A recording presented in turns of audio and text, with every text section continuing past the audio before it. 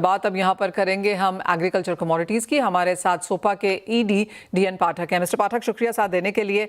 जैसे जैसे यूएस और इंडिया की बातचीत यहाँ पर आगे बढ़ रही है, ऑफ कोर्स काफ़ी सारी चीज़ें यहाँ पर घेरे में हैं, लेकिन एग्रीकल्चर में यहाँ पर मक्का और सोय सबसे ऊपर हैं। जिस तरह की स्टेटमेंट्स अब आ रही हैं दोनों ही यहाँ पर कैंप से कि शायद इंडिया यहाँ पर इम्पोर्ट करता हुआ नजर आए, कैसे रीड कर रहे हैं उसको और कितनी तैयारी है एज एन इंडस्ट्री हमारी?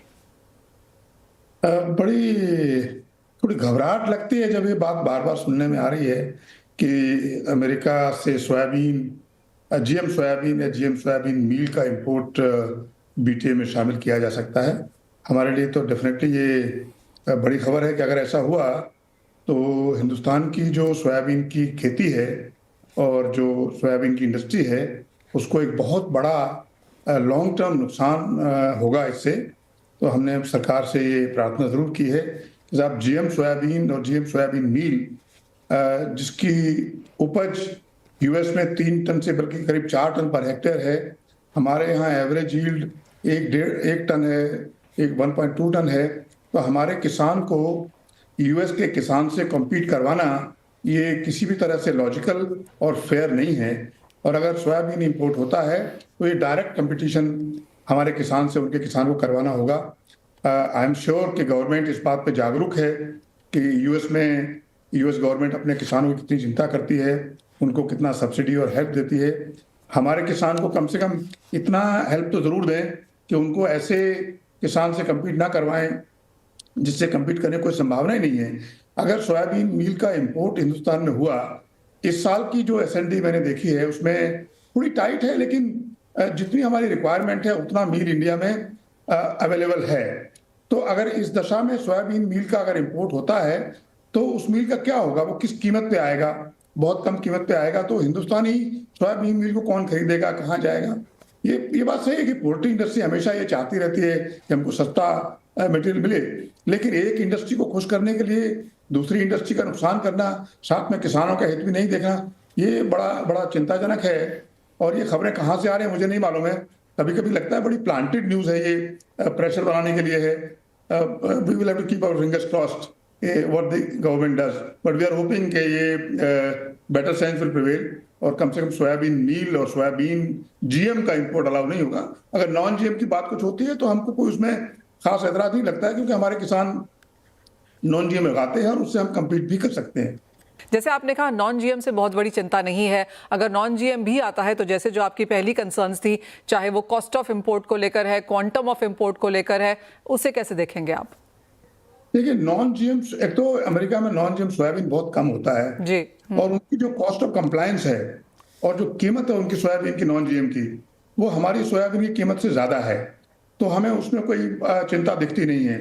उनके पास कुछ स्पेशलिटी सोयाबीन है जिनकी कीमत हमारी सोयाबीन से काफी ज्यादा है, तो वहां पे हमको कोई खराबी नहीं दिखती है। हमारा कंसर्न सिर्फ किसान और इंडस्ट्री को लेके है। हमारा कंसर्न यूएस के साथ ट्रेड को लेके नहीं है।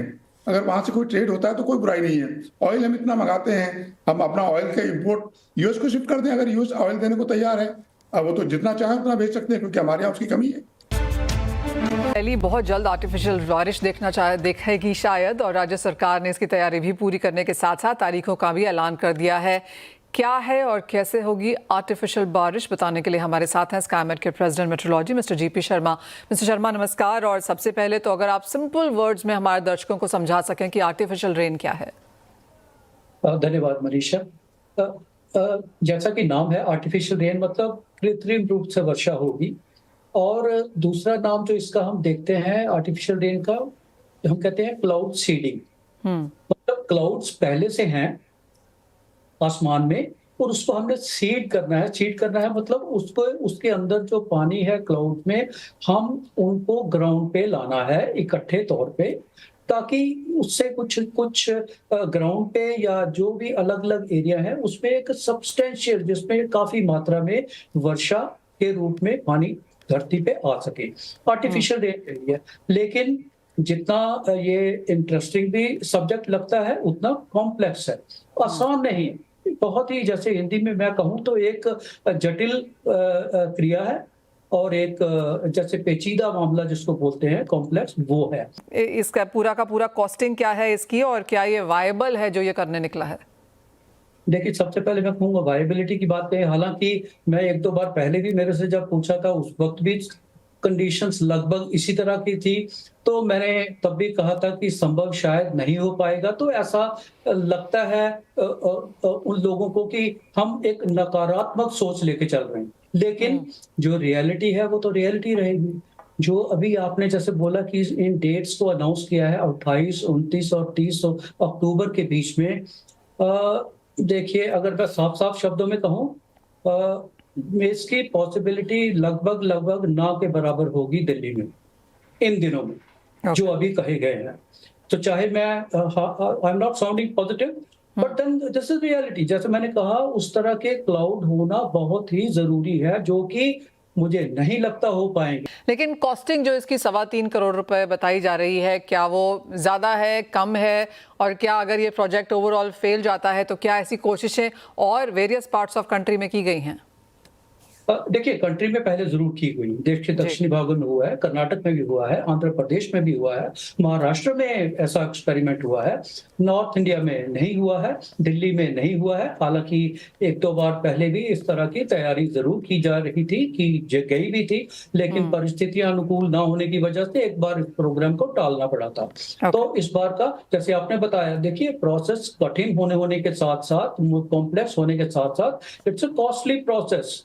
यू हैव बेसिकली एरोप्लेन तो है ही है, जिसकी कि एक 1.5-2 घंटे की एक सॉर्टी जो है वो फ्लाई करेगा एरोप्लेन।